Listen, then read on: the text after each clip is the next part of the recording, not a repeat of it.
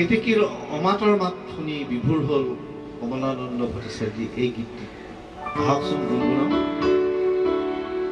ৰৈ ৰৈ কেতেকী দিনাব অমাতৰ মাত, ৰৈ ৰৈ কেতেকী দিনাব অমাতৰ মাত।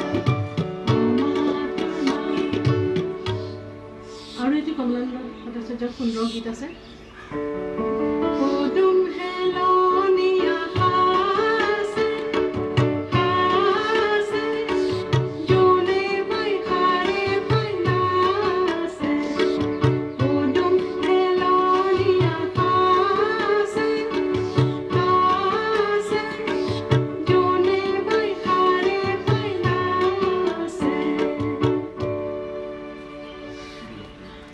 আৰু এটিটো সকলোৰে ভাল লগা এটি গীত আছে, সেইটো মানে গুণগুণাবলগীয়া নহ'লে মনটো বেয়া লাগে, সেইটো নিশ্চয় আমি গুণগুণাম। বিলতীৰে বিৰাই পদুমৰ পাহি উই পাততীৰে বিৰাই পানী, ৰ'দতীৰে বিৰাই দিয়াৰে পাখি উই ফুলনিত ফুলৰে ৰাণী, বিলতীৰে বিৰাই পদুমৰ পাহি উই পাততীৰে বিৰাই পানী, ৰ'দতীৰে বিৰাই দিয়াৰে পাখি উই ফুলনিত ফুলৰে ৰাণী। লক্ষ্মীনাথ বেজবৰুৱাৰ লেখা আৰু সুৰ দিয়া অলেখ গীত সিঁচৰি থৈ আছে, আপোনাৰ খবৰ মনত আছেনে বাৰু? এই গানটো কলিটো মনত পেলাকচোন। শ্যাম বৰণীয়া অসমাই ধুনীয়া ভাৰতৰ নদী, বীৰ সন্তানকে ফুলতে তুলি আহি তোৰ বিলৈ বাকী, গছৰে ডালতে ফুলি কেতেকীয়ে আহিও আৰতি গায়, তোৰে তো সন্তান নিচলা ভমুৱা তোকে যে নবলে পূৰ্ব ভাৰতীৰ বীৰ লাচিতে শতৰুক চিৰাচিৰ কৰিছিল, তাৰে কুমলীয়া চেনেহৰ অকণি বিলক ভূপেন দাই গালে এনেধৰণে। আল ফুলিয়া কুমলীয়া, আল ফুলিয়া কুমলীয়া, চেনেহৰ অকণি ও মোৰ চেনেহৰ অকণি অকণি, আল ফুলিয়া কুমলীয়া। শ্বাহজাহান আজি তেনেই অকলশৰীয়া, চেনেহৰ মমতাজ আজি ওচৰত নাই, সেয়েহে আজি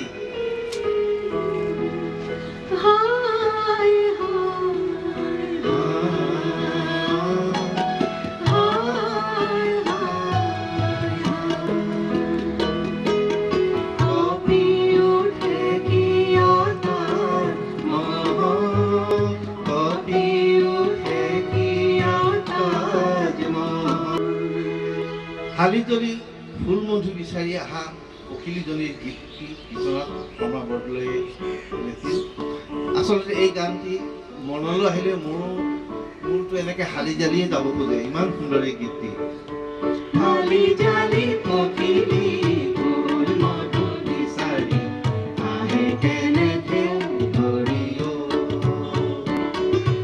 হালি জালি পখিলী ফুল মধু বিচাৰি আহে কেনে ঢেউ ধৰি অ, ফুলাম পাখি দি মেলি নাচি নাচি উৰি উৰি,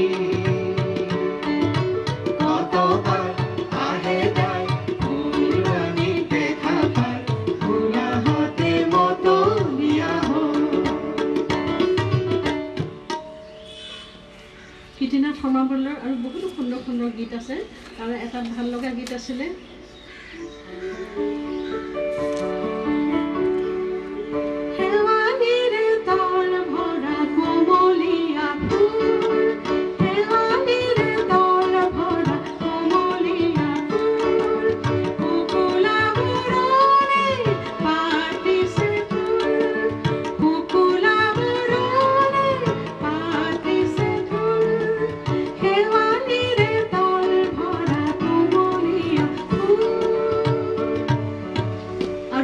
বেলেগ ধৰণৰ ভিন্ন গীত এটা আছে মই লাইন গাইছোঁ ও এ তৰা যাওঁ সাগৰলৈ যাওঁ কি না যাওঁ বুলি যাওঁ সাগৰলৈ তৰা যাওঁ সাগৰলৈ ও এ তৰা যাওঁ সাগৰলৈ যাওঁ কি না যাওঁ বুলি যাওঁ সাগৰলৈ তৰা যাওঁ সাগৰলৈ দিল্লী নগৰী আদি তেজেৰে ৰাঙলী হ'ল জাতিৰ জনক মহাভাৰতৰ জগতৰ নাই পুৰুষোত্তম দাসৰ ৰচনাটিত কমলনাৰায়ণ চৌধুৰীয়ে গাইছিলে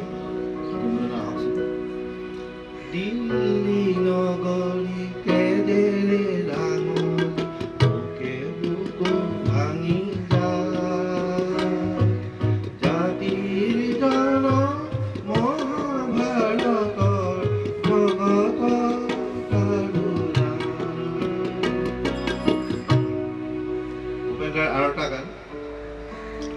দলিত ভাৰতৰ আশাৰে প্ৰদীপ জয় মহাত্মা গান্ধী জয় মহাত্মা গান্ধী কৃষ্টি পৰশনৰ অমৃত বাণীৰে ৰাখিলা দুষ্কৃতি গানী অকলশৰে বন্তি জ্বলাল হিংসা আন্ধাৰ নাথি জয় মহাত্মাই ৰাম আৰু ৰহিমক একেলগে একেসংগে বান্ধিবলৈ প্ৰয়াস কৰিছিলে তাৰে ভূমিকাৰী গীতটি মহাত্মাই হাঁহিবলে ৰাম ৰহিম বান্ধ ৰাম ৰহিম একেলগে একেসংগে বান্ধৱ পাতি হাই হাই ৰাম ৰহিম ও মহাত্মা কান্দি বোলে মইহে চলি বান্ধ আৰু নাথাকি জগত ৰক্ত নদী আৰু নহহি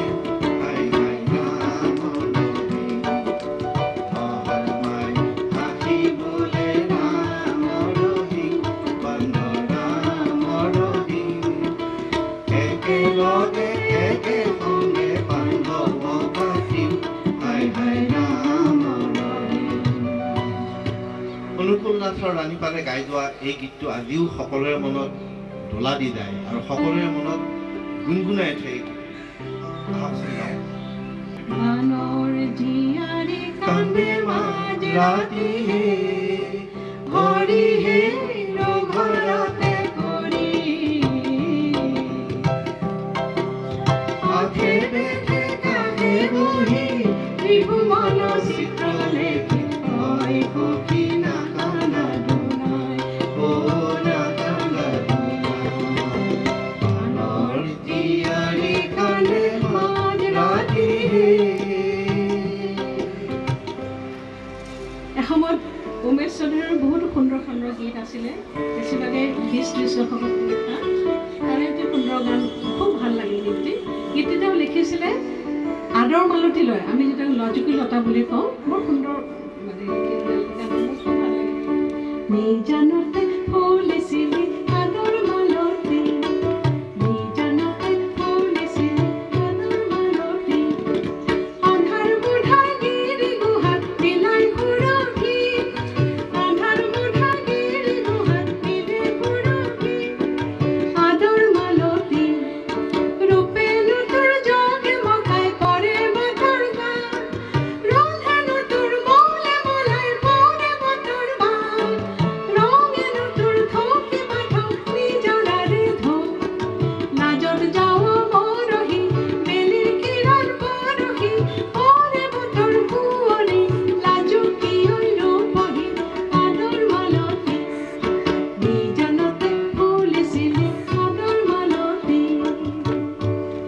তেখেতৰ আৰু এটি সুন্দৰ গীত, সেইটো 1926 চনত পাণ্ডু কংগ্ৰেছৰ কাৰণে তেখেতে লিখিছিল আৰু সুৰ সংযোজনা কৰিছিল। সেই অধিৱেশনত গীতটি আৰম্ভণি গীত হিচাপে গাইছিলে। আগত আজি তব অতিথি অভিনৱ মন্দিৰ দুৱাৰে মাতে, জাগ্ৰত আজি তব কান্দাৰী মানৱ মিলিত যত দূৰ ৰাত্ৰি। আগত আজি তব অতিথি অভিনৱ মন্দিৰ দুৱাৰে মাতে, জাগ্ৰত আজি তব কান্দাৰী মাধৱ মিলিত যত দূৰ ৰাত্ৰি। 1942 চনত মেগাফোনত এইটো ৰেকৰ্ড কৰিছিলে, গাইছিল যোগেশ ভৰালীয়ে, ৰচনা আছিল গুণাৰাম পাঠক। আৰু আপোনালোকে সকলোৱে জানে, বোধকৰো 1958 চনত নৌচাদে এই গীতটোৰ সুৰটো নি পালে মাদাৰ ইণ্ডিয়াক ভিতৰত ভায়া এই গানটোত লগাই দিছিলে। এটা সুন্দৰ গীত, আহক আমি সকলোৱে গুণগাওঁ। ঘন বৰষুণ পিছল মাটি লাহে লাহে দিবা পাও, আজুবি নন্দ ঘৰে যাও। ঘন বৰষুণ পিছল মাটি লাহে লাহে দিবা পাও, আজুবি নন্দ ঘৰে যাও। পুনৰ নপৰ জানিবা দিনত, কত যাব বহু দূৰ।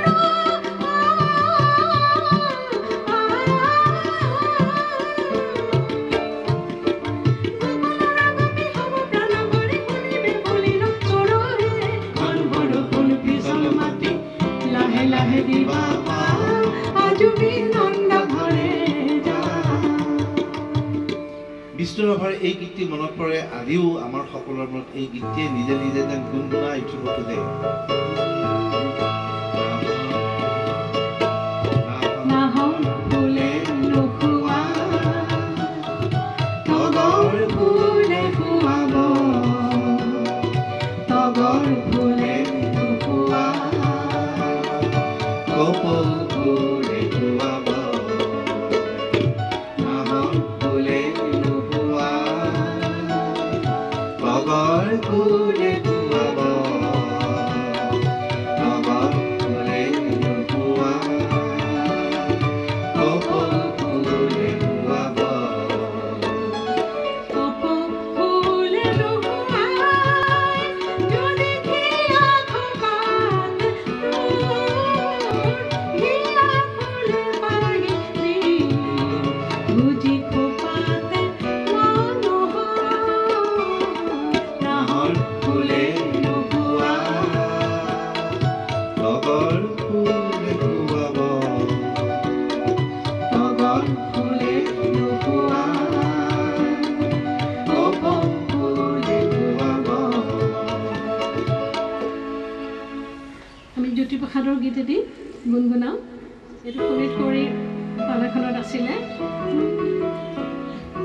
অ সখী আহিব পিয়া, অ সখী আহিব পিয়া, ৰূপহী জননে কিৰণ জকে মকাই, ৰূপহী জননে কিৰণ জকে মকাই, বিৰিখাৰ পাততে আহিব পিয়া, সখীৰে চকুতে পিয়াৰ জকে মকাই, জৱনী গালতে আহিব পিয়া, অ সখী আহিব পিয়া। All India radio' Guwahati Shillong.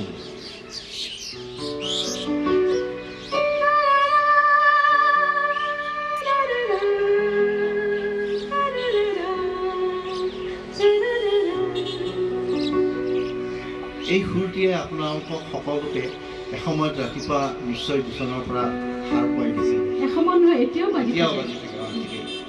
আৰু বিয়লি বেলাকৈ যেতিয়া আৰম্ভ হৈছিল গাঁৱলীয়া ৰাইজৰ অনুষ্ঠান, এই গাঁৱলীয়া ৰাইজৰ অনুষ্ঠানটো এতিয়া আৰম্ভ হ'ব। আৰু ৰাইজে মোৰ যাব বুকুৰে বান্ধৈ, ৰাইজে মোৰ সেৱাৰে ধৰি, ৰাইজে বান্ধিছে জনমে মৰণে, ৰাইজৰ বলতে বলি ঐ বান্ধৈ, ৰাইজৰ বলতে বলি ঐ বান্ধৈ।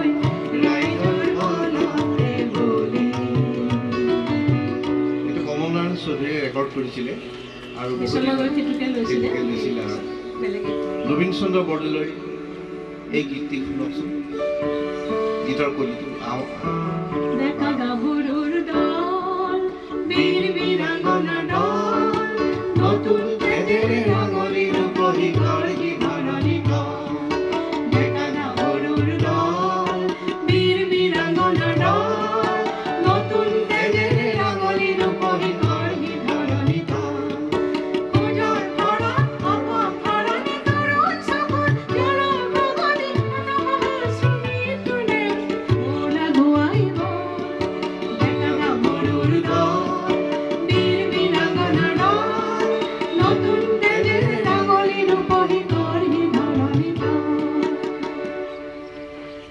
আমি নলিনীবালা দেৱী গীতটো আমি গুণগুণাম ও মোৰ ভাৰতীয়া ও মোৰ ভাৰতীয়া তোৰ কলাখনি শান্তিৰ জিৰণি স্বৰ্গতো অধিকাৰ ও মোৰ ভাৰতীয়া আমি অমিকেদাৰী দাসীৰ গীতটো মনত পেলাওঁ